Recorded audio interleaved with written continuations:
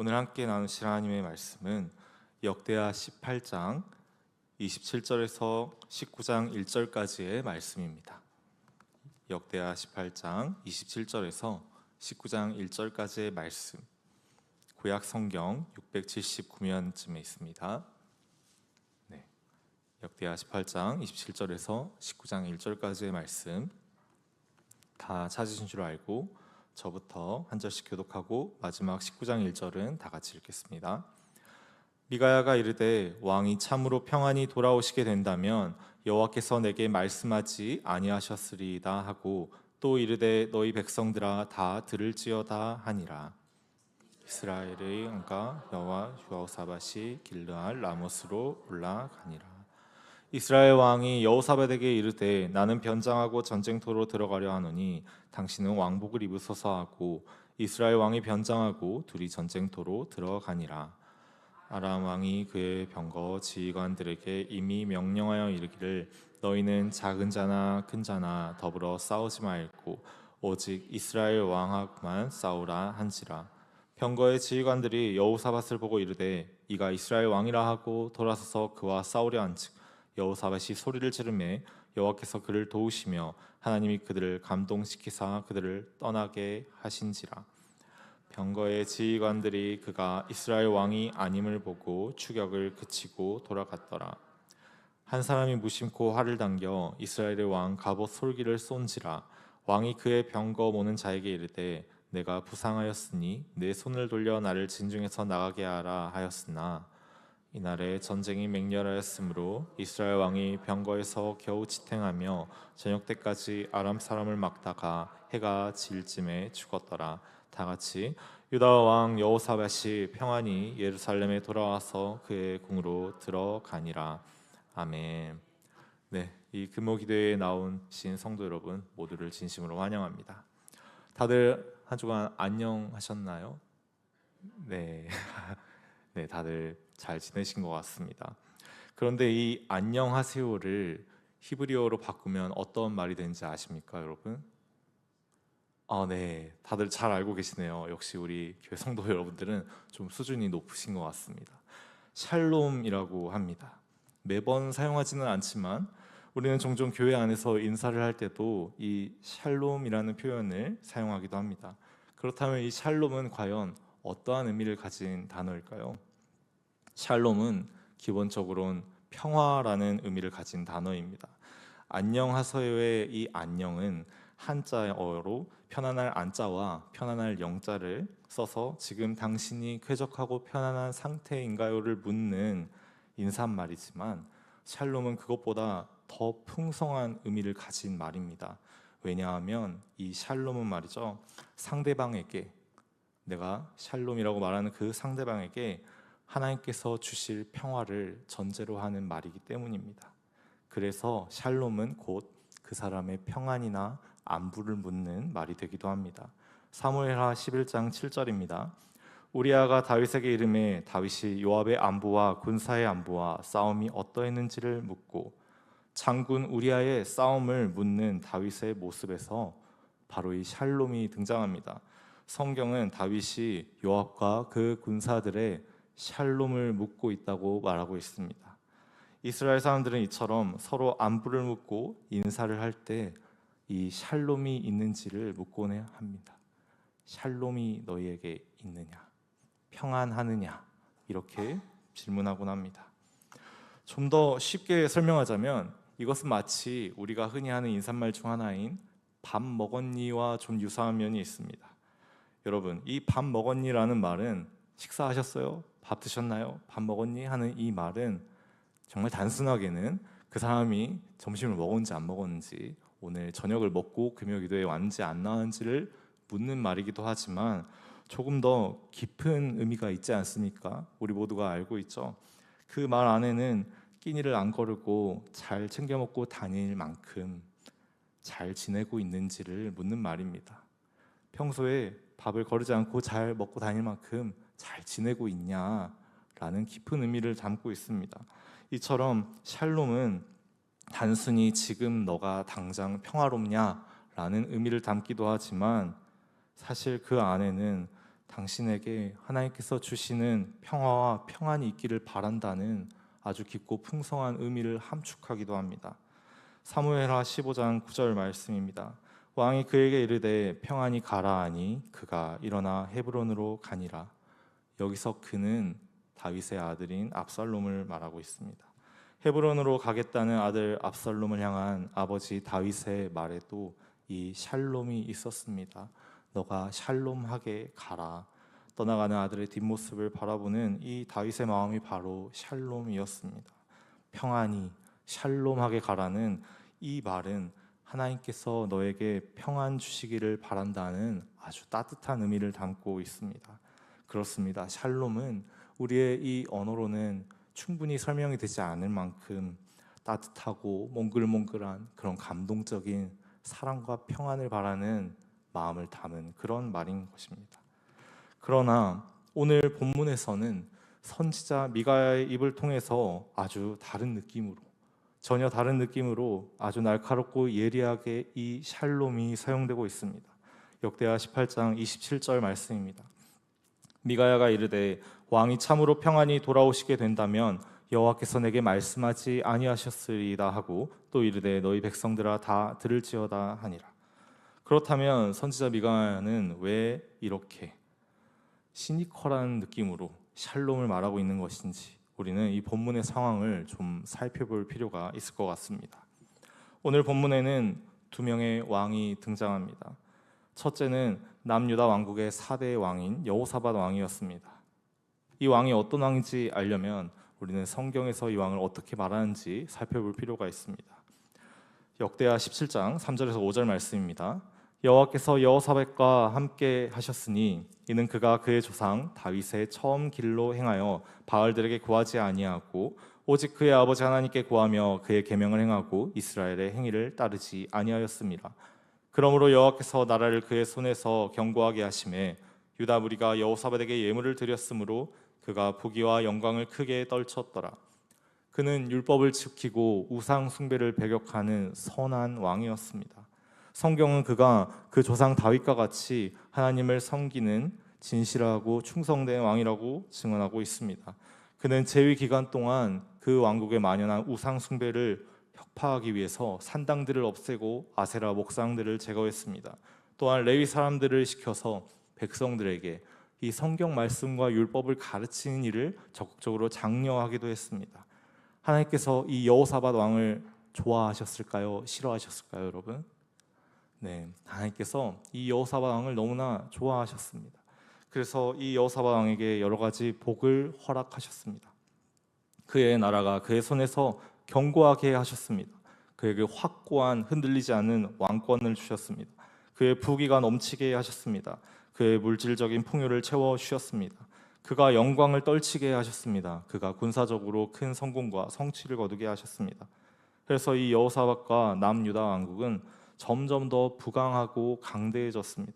주변 나라들은 그를 두려워하며 조공을 바치고 역대하의 이 말씀에 따르면 그는 총 116만 명의 대군을 거느렸으며 그럼에도 재산과 물자가 풍족해서 이를 보관하기 위한 국고성을 건축했습니다. 또한 이 여호사밧은 여기에 더해서 남유다 왕국의 입지를 더 튼튼하게 다지기 위해서 자신의 첫째 아들인 여호람을 북이스라엘의 왕인 아합의 딸 아달랴와 정락 결혼을 시켜서 결혼 동맹까지 맺었습니다. 성경은 여호사밧의 주도로 이 결혼이 성사되었음을 분명하게 말하고 있습니다. 여호사밧과 아합은 이렇게 사돈 관계가 되었습니다. 그리고 그것이 여호사밧이 저질렀던 가장 큰 실수였습니다. 왜냐하면 이 아합은 하나님의 율법을 잘 지키는 선한 왕이 아니었기 때문입니다. 성경은 아합에 대해서 이렇게 말합니다. 열왕기상 21장 25절입니다. 예로부터 아합과 같이 그 자신을 팔아 여호와 앞에서 악을 행한 자가 없음은 그의 아내 이세벨이 충동하였습니다. 그는 악한 왕이었습니다. 그는 바알과 아세라를 숭배하는 이방인 아내 이세벨을 맞이하여 북이스라엘 왕국의 우상 숭배를 퍼뜨린 장본인이었고, 지난번에 저희가 다뤘듯이 무고한 나봇을 누명 씌워 죽이고 자기 재산으로 그 포도원을 빼앗았던 악한 왕이었습니다. 성경은 성경 전체를 통틀어서 아합과 같이 자기 자신을 팔아서 여호와 앞에서 악을 행한 왕이 없었다고 증언하고 있습니다. 왜냐하면 그는 항상 자기 양심을 속이고 자기가 앞장서지 않고 자기 손에 피를 안 묻히고 다른 사람들을 전면에 앞세워서 악한 일을 꾀하는 음험하고 교활한 양심에 화인맞은 탐욕스러운 사람이었기 때문입니다. 너무나 선한 여호사밧 왕과 너무나 악한 이 아하 왕이 사돈을 맺었습니다. 그 사이에서 과연 어떤 일이 벌어졌을까요? 먼저는 여호사밧 왕이 결혼한 지 2년이 되는 해에 먼저 아하 왕을 찾아갔습니다. 예의상, 그렇죠, 예의상 찾아간 것이고 또한 그를 만나서 함께 앞으로 일들을 의논하기 위해서 찾아갔을 것입니다. 그런데 이 아하 왕이 산에 진미를 차려놓고 큰 연회를 열고 그를 기다리고 있었습니다. 좀 개과천선을 한 것일까요? 그가 이제 마음을 고쳐서 이제 여호사밧처럼 사돈 집안을 따라서 여호와 하나님을 경외하고 섬기는 삶으로 돌아오려는 것일까요? 그 의도는 연회가 지나고 물이 익을 때쯤에 그가 본색을 드러내면서 밝혀지게 됩니다. 아합은 여호사밧에게 바라는 것이 있었습니다. 그것은 바로 길르앗 라못으로 함께 군대를 이끌고 진격하는 것이었습니다. 역대하 18장 3절입니다. 이스라엘 왕 아합이 유다 왕 여호사밧에게 이르되 당신이 나와 함께 길르앗 라못으로 가시겠느냐 하니 여호사밧이 대답하되 난 당신과 다름이 없고 내 백성은 당신의 백성과 다름이 없으니 당신과 함께 싸우리이다 하는지라. 아합 왕의 이 말, 우리 길르앗 라못에 같이 갑시다 라는 이 말에 여호사밧은 너무나 성급하게도 그렇게 하겠다라고 대답합니다. 우리는 한 민족 한 뿌리니까, 우리는 같은 지역 사람이니까, 우리는 비슷한 점이 많은, 공통점이 많은 사람이니까, 우리는 이제 사돈이니까 그렇게 해도 됐다고 생각했습니다. 하지만 그것은 그릇된 생각이었습니다. 그럼 이 길르앗 라못은 어떤 땅이었는가? 여호수아 21장 38절입니다. 갓 지파 중에서 준 것은 살인자의 도피성 길르앗 라몬과 그 목초지요, 또 마하나임과 그 목초지와 이 길르앗 라못은 갓 지파에게 할당되었던 땅으로 이스라엘 안에 정해진 6개의 도피성이 있던 곳이자 군사적 요충지에 해당하는 곳이었습니다. 이것은 아람 왕과 아합 왕 사이에 군사적 대치를 겪고 있는 분쟁 지역이었습니다. 아합이 이 말을 꺼냈을 때, 길르앗 라못에 가서 함께 싸우자는 이 말을 꺼냈을 때 여호사밧은 아무래도 그 안에 있는 민족성을 생각했습니다. 우리는 하나의 민족이기 때문에 하나님께서 이 언약 백성에게 주신 땅을 회복해야 할 의무가 있기 때문에 당연히 이 선한 사명을 함께 감당해야겠구나라고 생각을 했습니다. 그런데 마음에 석연치 않은 생각이 들었습니다. 왜냐하면 이것을 하나님께 묻지 않았기 때문입니다. 이 전쟁을 과연 해도 되는지, 내가 자의적으로 성경을 사사롭게 풀어서 해석을 해도 되는지 확신이 서지 않았기 때문에, 아합 왕의 말만 듣고 따라가도 되는지 확신이 서지 않았기 때문에 여호사밧은 이렇게 말합니다. 우리가 먼저 확인을 한번 해보는 게 어떨까요? 역대하 18장 4절 말씀입니다. 여호사밧이 또 이스라엘 왕에게 이르되 청하건대 먼저 여호와의 말씀이 어떠하신지 오늘 물어보소서 하더라. 여호사밧은 확신을 가지기 위해 자신의 선택을 다시 재고하기 위해서 여호와의 말씀을 확인코자 했습니다. 여러분, 가장 좋은 것은 어떤 일을 하기 전에 하나님의 뜻이 무엇인가 열심히 구한 다음에 그 뜻에 합당하게, 말씀에 맞게, 원칙에 맞게 하는 것이지만, 때로는 우리가 먼저 일을 저질러 버렸을 경우에는 이것이 과연 하나님의 뜻에 합당한가, 이렇게 여호사밧 왕처럼 확인하는 과정이 필요하기도 합니다. 이것을 계속해도 되는 것인가? 아니면 여기서 멈춰야 하는 것인가? 그러자 이 아합 왕의 마음이 애타기 시작합니다. 아합 왕은 어떻게든 이 여호사밧을 꼬셔서 그의 대군을 이끌고 길르앗 라못에 가고 싶었습니다. 그래서 그는 준비된 이 선지자들을 불러옵니다. 이 여호사밧의 질문은 예상 범위 안에 있었기 때문에 아합은 미리 준비한 400명의 선지자 집단을 불러드립니다. 이 고대 근동사회의 왕들은 이처럼 신의 뜻을 분별하고 예측하고 해석하고 계시하는 전담 행정부서를 두곤 했습니다. 마치 느부갓네살 왕이 다니엘과 지혜자들을 그 그룹으로 둔 것처럼 아합에게도 역시나 하나님의 뜻을 묻는 선지자 그룹이 있었습니다.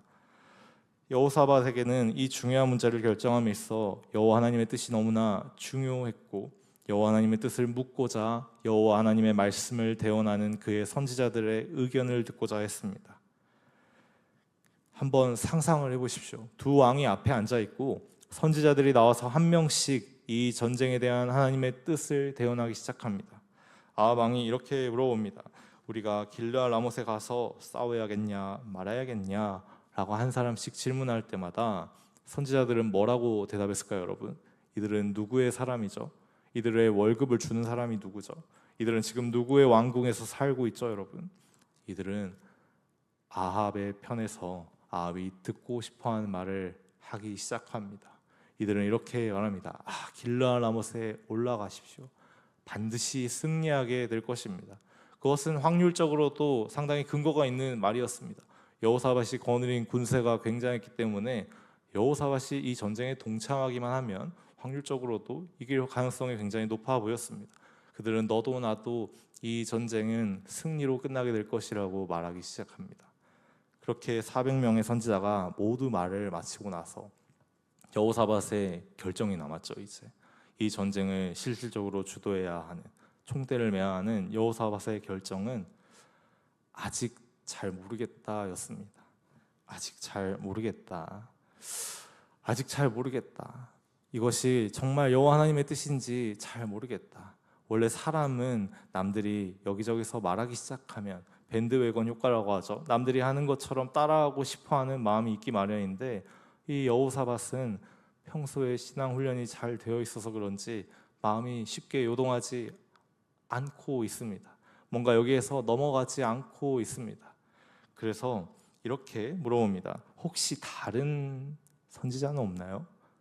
이 왕궁에 원래 있던 선지자들 말고 다른 선지자는 없나요? 준비하고 나온 이 사람들 말고 다른 사람은 없냐고 묻고 있는 것입니다. 그것이 바로 역대하 18장 6절의 말씀이죠. 여호사밧이 이르되 이외에 우리가 물을 만한 여호와의 선지자가 여기 있지 아니하나이까 하니, 아마 이 대목에서 아합은 이렇게 생각했을 겁니다. 거의 다 됐는데 생각처럼 잘 안 되네. 다 넘어온 줄 알았는데.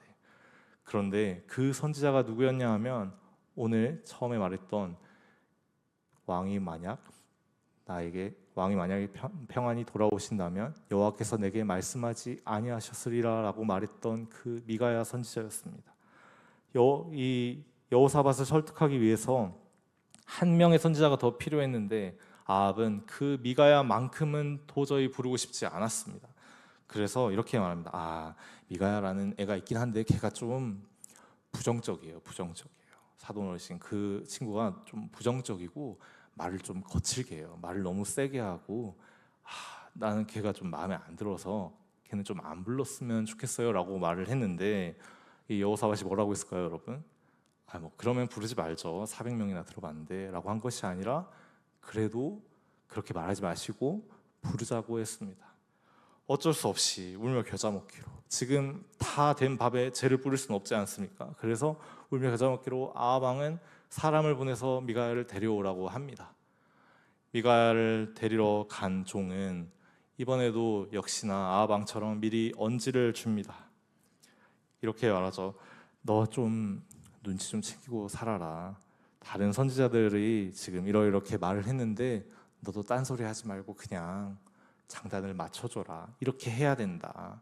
알겠지? 라고 하는데 미가야 선지자는 역시나 성격이 나오죠. 이렇게 말합니다. 역대하 18장 13절입니다. 미가야가 이르되 여호와께서 살아계심을 두고 맹세하노니 내 하나님께서 말씀하시는 것 곧 그것을 내가 말하리라 하고, 사람을 시켜 미가야를 데리러 간 그 짧은 시간 사이에 연회장 안에 아주 난리가 났습니다. 10절을 보면 그나아나의 아들 시드기야는 철들로 뿔들을 만들어서, 우리로 말하면 화려한 디자인의 멋진 프레젠테이션을 준비해서 일종의 뮤지컬 공연을 펼치고 있었습니다. 시각적인, 청각적인 자료들을 사용해서 화려한 이벤트를 벌이면서 감정을 자극하고 호소하면서까지 여호사밧을 설득하려고 애쓰고 있습니다. 미가야가 오기 전에 승부를 내려고 이제 목숨을 걸고 있는 것입니다.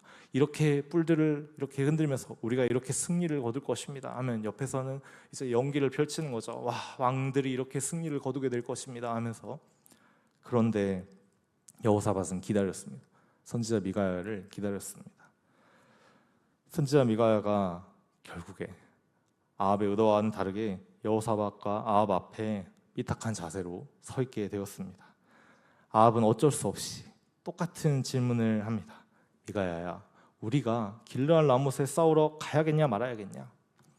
미가야는 이렇게 대답합니다. 이르되 올라가서 승리를 거두소서 그들의 왕의 손에 넘긴 바 되리나 하니. 그런데 아합은 이 대답에 원하는 대답이었는데 이 대답에 폭발하고 맙니다. 내가 몇 번이나 여호와 이름으로 진실한 것 외에는 말하지 말라고 맹세를 시켜야겠냐? 왜 이렇게 화내는 것일까요? 바로 미가야가 그 말을 비꼬았기 때문입니다.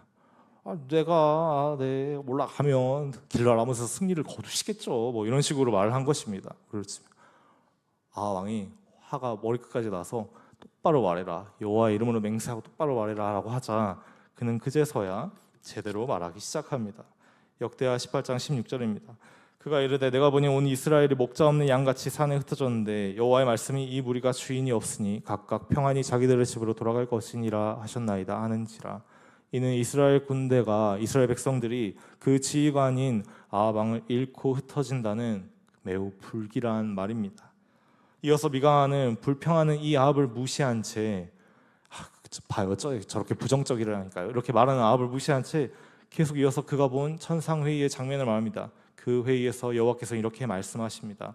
누가 이스라엘의 왕 아합을 깨어 그에게 길르앗 라못에 올라가서 죽게 할까 하시니. 악한 아합을 향한 하나님의 결정은 심판이었습니다. 그때 한 영이 나와서 거짓말하는 영이 되어 선지자들의 입에 있겠습니다. 고 보고하니 여호와께서 그것을 허락하셨고 이제 이 400명의 입을 통해서 거짓 예언으로 왕이 재앙에 빠지게 될 것이라고 선지자 미가야는 분명히 말했습니다. 그렇다면 왜 하나님께서 아합에게 심판을 정하셨을까요?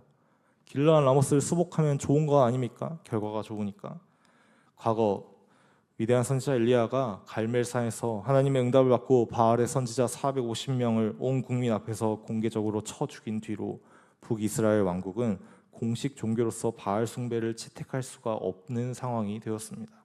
그러나 그 뒤로도 그때 뉘우쳤어야 했는데, 그때 눈물을 쏟으며 다시 여호와 앞에 돌아왔어야 했는데 아합과 이세벨은 뉘우치지 않고 그들은 이제 더 악한 일을 하기 시작합니다.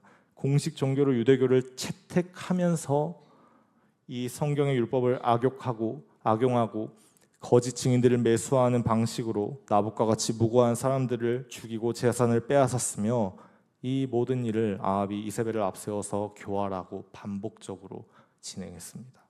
여러분, 이처럼 종교적인 위선은 살인자의 마음, 연쇄 살인자의 마음과 크게 다르지 않은 것입니다. 말로는 은혜 받았다, 감사하다, 기쁘다를 달고 살지만 그 뒤에 불필요한 첨언, 남을 비교하거나 이간질하거나 비방하고 모욕하는 것은 가짜 신앙입니다. 입으로는 가난한 자들이 불쌍하다고 말하면서 돈 한 푼도 도울 수 없다면 그것은 사도 야고보가 말하는 것 같이 그 경건은 허상입니다. 대단한 대의 명분들, 교회의 부흥, 나라의 번영, 민족의 화합을 말하면서 오늘 내 옆에 있는 가족들과 직장 동료들, 교회의 성도들을 사랑으로 대하지 못한다면 그 안에는 예수 그리스도의 사랑이 있다고 볼 수 없습니다. 세상에 둘도 없는 거룩한 하나님의 말씀을 자기 의를 드러내기 위한 싸구려 화장품 재료로 갈아 넣어서 얼굴에 덕지덕지 바른 그 끔찍한 모습은 나병 환자보다 추하고 영적인 악취가 진동합니다. 우리 가운데 그런 모습은 절대 없을 줄로 믿으며 앞으로도 다시는 있지 않아야 할 것입니다. 베드로서 2장 3절은 이렇게 말합니다. 그들이 탐심으로써 지어낸 말을 가지고 너희로 이득을 삼으니 그들의 심판은 옛적부터 지체하지 아니하며 그들의 멸망은 잠들지 아니하느니라. 아합은 말은 번지르르 했지만 겉으로 보기엔 그럴듯했지만 선지자들도 있고 하나님을 예배하는 것 같기도 하고 말로는 굉장한 대의 명분을 말하는 것 같지만 그 안은 더러운 탐욕으로 아주 가득 찬 두 손에 피를 가득 묻힌 그런 사악함이 있었습니다. 멀리서 온 손님 여호사밧의 입장은 안중에도 없이 자신의 탐욕을 위하여 그를 속여서 어떻게든 총알바지로 삼으려는 생각으로 가득했습니다. 그 미가야의 말에 그 그 말에 무엇으로도 반박할 수가 없었던 아합과 400명의 거짓 선지자들은 그를 모욕하는 방식으로 대응합니다. 뺨을 때리고 감옥에 가두고 고생의 떡과 고난의 물을 먹이라고 명령합니다. 좁은 의미로는 형편없는 음식과 물을 제공하라는 것이지만 넓은 의미로는 그를 고문하라는 것입니다. 그래서 그 말에 대한 대답으로 미가야는 이렇게 말한 것입니다. 역대하 18장 27절입니다. 미가야가 이르되 왕이 참으로 평안히 돌아오시게 된다면 여호와께 내게 말씀하지 아니하셨으리이다 하고 또 이르되 너희 백성들아 다 들을지어다 하니라. 미가야가 꼬아서 말한 이 문장의 대우법을 적용해 보면 여호와께서 내게 말씀하셨다면 왕이 평안히 돌아오지 못할 것이라는 말입니다. 아합은 미가야의 말을 듣고 돌이킬 마지막 기회를 스스로 버렸습니다. 우리가 탐욕을 따라 사망의 길을 갈 때 하나님의 경고등은 우리를 가로막습니다. 분명하게 경고 신호를 보냅니다. 하지만 그것은 인간의 탐욕을 이기기에는 너무나 나약할 때가 많이 있는 것 같습니다. 인간 자신의 양심이 그 경고등이 되기도 하고 때로는 교통체증이나 날씨와 같은 비언어적인 방해 요소들이 죄악으로 가는 길을 막기도 합니다. 하지만 결정적으로는 하나님의 말씀이 죄악으로 가는 길을 가로막습니다. 그리고 말씀을 맡은 주의 종들이 주로 그 일들을 합니다.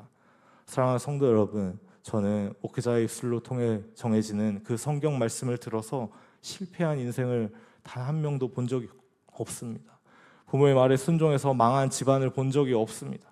왜냐하면 그들이 대단해서가 아니라, 그들이 특별한 존재여서가 아니라 살아계신 하나님께서 그들을 복의 통로로 사용하시기 때문입니다. 그러니 우리는 선지자들의 말에 모욕으로 대답할 것이 아니라 경청하고 어떻게 하면 실천할 수 있을까를 고민해야 하는 것입니다. 그러나 아합은 또 여호사밧은 선지자의 말을 듣지 않았습니다. 그들은 자기의 욕심대로 남들이 말하는 대로 군대를 이끌고 길르앗 라모스로 가게 되었습니다. 오늘 본문 내용에서 정말 소름 끼치는 사실은 아합이 하나님의 존재를 믿었으며 하나님을 두려워했다는 것입니다. 여러분, 죄는 믿음이 없어서 짓는 것이 아닙니다. 하나님의 존재와 일하심과 그 속성을 알고 있는 사람도 얼마든지 범죄할 수 있습니다. 은사 받은 사람도 범죄할 수 있고요, 교육받은 사람도 범죄할 수 있습니다. 성경을 처음부터 끝까지 수십 번을 읽은 사람도 범죄할 수 있습니다. 예수님을 눈으로 보고 만지고 함께 동거동락했던 유다도 예수님을 은하 30개에 팔아넘기지 않았습니까? 인간의 본성은 그만큼 부패해 있는 것입니다. 우리가 죄 지는 것은 하나님의 존재를 몰라서거나 예수님을 본 적이 없어서가 아닙니다. 그의 말씀대로 살지 못해서입니다. 그의 말씀에 순종하지 못해서입니다. 육체의 소욕에 끌려나가기 때문입니다. 아합은 전장에 나섰지만 여전히 미가야의 예언이 두려웠습니다. 자신의 탐욕과 하나님에 대한 두려움이 공존하고 있었습니다. 그래서 그는 그와 함께 동행한 여호사밧과 갑옷을 바꾸어 입는 술수를 부립니다. 그는 뉘우친 것이 아니라 거기서도 자기 자신의 천성대로 또 한 번 꾀를 부려서 갑옷을 바꿔 입는 선택을 합니다. 당시 고대 시대의 왕이나 지휘관은 복잡한 전쟁터에서 명령을 효과적으로 전하기 위해 화려한 복장이나 선명한 색을 입고 그와 함께 기술을 동행시키곤 했습니다. 아합은 자신으로 특정될 수밖에 없는 갑옷을 여호사밧에게 입혀서 화를 피하고자 했습니다. 마침 그와 면식이 있던 적군의 아람 왕은 부하들에게 이렇게 지시합니다. 역대하 18장 30절입니다. 아람 왕이 그의 병거 지휘관들에게 이미 명령하여 이르기를 너희는 작은 자나 큰 자나 더불어 싸우지 말고 오직 이스라엘 왕하고만 싸우라 한지라. 여러분, 예나 지금이나 전투에서 중요한 요소가 두 가지가 있습니다. 그것은 바로 전투 구성원들의 전투 의지와 조직력입니다. 아람 군대의 수는 적었지만 그들은 결속되어 있었고 침략군 이스라엘 연합군을 향한 전투 의지가 충분했습니다. 반면 이스라엘 연합군은 수가 많았으나 두 나라가 함께하는 유기적이지 않은 군대였고 아합 왕 때문에 어쩔 수 없이 전장에 끌려온 군사들이 대부분이었습니다. 아람 왕은 이 전쟁의 핵심을 잘 알고 있었습니다. 그는 전투 의지와 지휘의 중심인 아합만 죽이면 이 전쟁을 이길 수 있다고 확신했습니다. 지난날의 전쟁으로 그들은 아합의 갑옷을 알고 있었고 그 정보를 바탕으로 아합을 특정해서 죽이겠다는 분명한 목표를 세웠습니다. 그런데 여러분, 오늘 아합의 갑옷을 입은 사람이 아합이었습니까?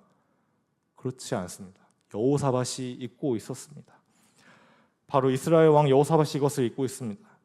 여호사밧은 아람 전차 군단의 집중 공격을 받았습니다. 당시의 전차는 빠른 기동성을 바탕으로 화살과 단창을 쏘아대는 일종의 첨단 병기였습니다. 사방에서 화살과 단창이 날아드는 그 절체절명의 위기 속에서 그는 깨달았습니다.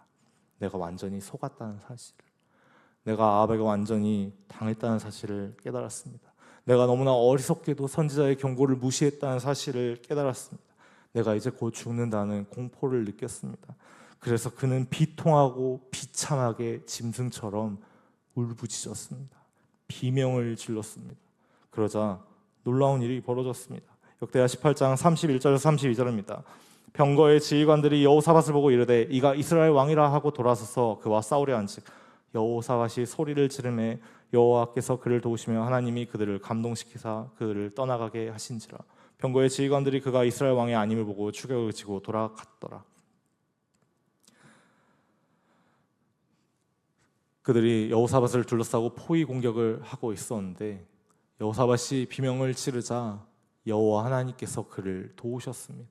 그 복잡한 전투 환경에서 아람 군대들은 그가 아합이 아니라 다른 사람이라는 것을 깨닫고 본래의 임무를 기억해서 그를 떠나게 되었습니다. 잠언 1장 10절 말씀입니다. 내 아들아 악한 자가 너를 깰지라도 따르지 말라. 예수님을 믿고 따르는 우리는 신앙훈련을 잘 받아서 평소에 올바르게 분별할 능력이 있어야 합니다. 그래서 말씀이 이 잠언의 말씀처럼 경고하곤 합니다. 왜 악한 자가 깰지라도 따르지 말아야 합니까? 15절에서 16절을 살펴보죠.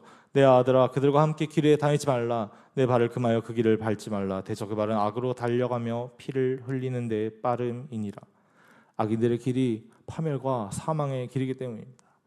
이 여호사밧은 그 길에 이미 들어가 있었습니다. 그가 아합 왕의 게임에 넘어가지 않았다면 좋았겠지만 그 길에 이미 빠져 있었습니다. 악인들의 꾀에 완전히 걸리게 되었습니다. 하지만 그 절체절명의 위기에서 그는 그가 지나친 하나님의 경고등들을 생각하며 비명을 질렀습니다. 그는 하나님 앞에서 비참하게 울부짖었습니다. 그가 정신을 차려보니 아합의 달콤한 말에 속아서 나와는 상관없는 남의 범죄에 총대를 메고 집중 포화를 당하고 있다는 것을 깨달았습니다. 이 위기 상황에 그가 선택한 방법은 바로 유일한 탈출구였습니다. 시편 61장 1절입니다. 하나님이여 나의 부르짖음을 들으시며 내 기도에 유의하소서. 바로 하나님 앞에서 부르짖는 것입니다. 살아계신 하나님 앞에서 격식을 갖추고 점잖 떠는 것은 아무 의미가 없습니다. 기도는 하나님께 하는데 왜 사람의 시선을 생각하십니까? 우리는 다만 겸손한 마음으로 통회하는 마음과 상한 심령으로 우리의 모든 것을 전부 하나님 앞에 쏟아 놓아야 합니다. 사무엘상 1장 10절 말씀입니다. 한나가 마음이 괴로워서 여호와께 기도하고 통곡하며 우리는 한나와 같이 모든 괴로움과 고통을 내어놓고 울부짖어야 합니다. 룻기 1장 20절 말씀입니다. 나오미가 그들에게 이르되 나를 나오미라 부르지 말고 마라라 부르라. 이는 전능자가 나를 심히 괴롭게 하셨음이라. 우리는 자식 잃은 과부 나오미 같이 자신의 괴로움과 비탄을 마음에서 쏟아내어야 합니다.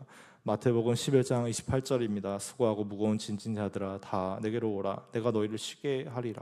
그때 주님께서 우리의 부르짖음을 들으시며 우리의 기도를 사용하시기 때문입니다. 우리의 비참하고 고통스러운 짐을 예수 그리스도께서 대신 져주시기 때문입니다. 그것이 바로 예수님의 십자가입니다. 우리는 일신의 안녕과 아무것도 아닌 나의 이름과 자존심을 위해서 그동안 얼마나 흉악한 죄악을 저지르며 살았습니까?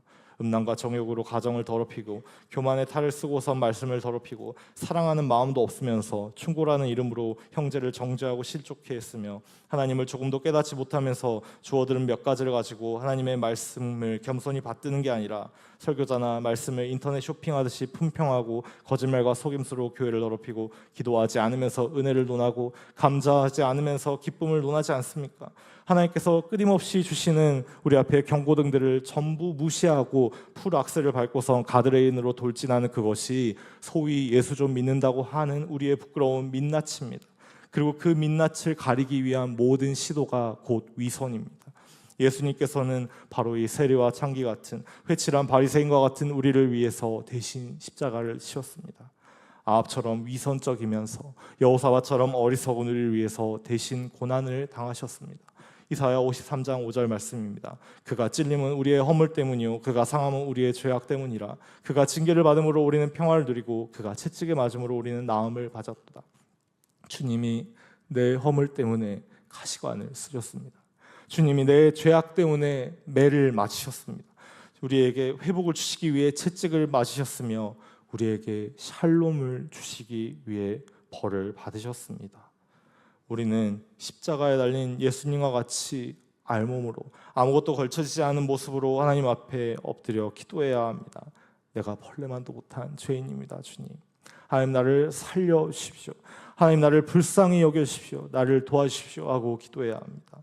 화려한 말로 수식할 줄 몰라도 평생 입으로 소리내서 기도해 본 적이 없어도 우리는 기도할 줄 전혀 몰라도 괜찮습니다. 주님이 내 마음을 아시기 때문입니다.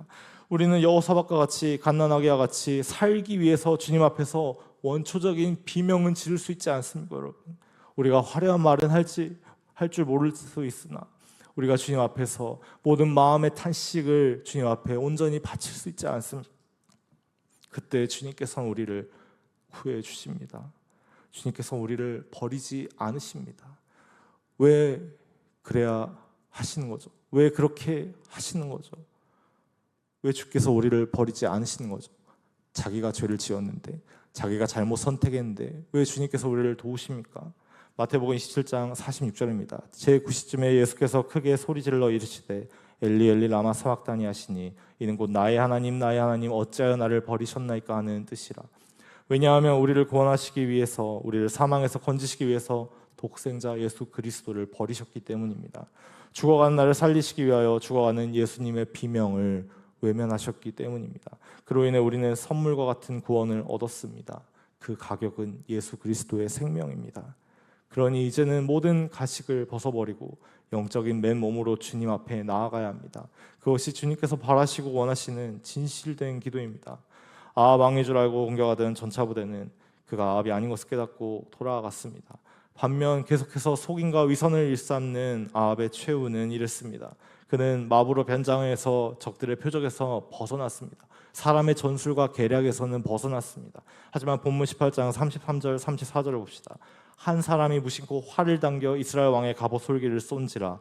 왕이 그의 병거몬 자에게 이르되 내가 부상당하였으니 내 손을 날 진중에서 나가게 하라 하였으나 이날에 전쟁이 맹렬하였으므로 이스라엘 왕이 병거에서 겨우 지탱하며 저녁 때까지 아랍 사람을 막다가 해가 질 쯤에 죽었더라.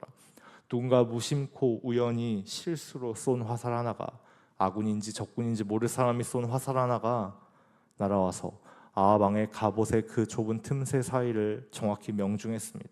그가 즉사할 정도의 중상은 아니었으나 그 작은 화살이 꽂힌 자리는 격렬한 전투 가운데 점점 벌어지고 출혈은 점점 심해졌습니다.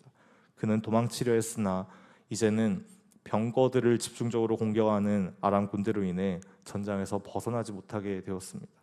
아합은 겉으로 보기에는 갑옷을 입고 열심히 싸우는 용사의 모습이었으나 그 병거의 바닥은 피가 잔뜩 고여 있었습니다. 아합은 해가 지기까지 싸우다 과다 출혈로 사망하게 되었습니다. 그가 도중에 한 번이라도 치료받을 수 있었다면, 제대로 지혈할 수 있었다면 이렇게 죽지 않았을 겁니다. 그가 도중에 단 한 번이라도 돌이켜서 회개할 수 있었다면 그는 이렇게 죽지 않았을 것입니다. 가식과 위선의 탈을 붙잡고 위선적인 신앙생활을 하는 사람의 결말은 아합과 같이 겉으로는 멀쩡해 보일지 모르나 그 안에서부터 생명이 철철 새어서 죽음을 면하지 못하게 될 것입니다. 그는 미가의 말처럼 돌아오지 못했습니다. 반면 역대하 19장 1절을 보면 유다 왕 여호사밧이 평안히 예루살렘에 돌아와 그의 궁으로 들어가니라. 여호사밧은 그 죽음의 전장에서 예루살렘으로 평안히 돌아오게 되었습니다. 우리가 하나님께 부르짖을 때 우리의 삶은 우리가 범죄하기 이전의 모습으로, 그릇된 판단을 하기 이전에 평안한 삶으로 온전히 회복되는 것입니다. 우리가 후회와 비통함으로 기도할 때 우린 기쁨과 샬롬의 집으로 돌아오게 됩니다. 고통스러웠던 가면무도회가 끝나고 내 부족한 얼굴 그대로 사랑받는 평안한 기쁨과 안식의 샬롬을 맞이하게 되는 것입니다.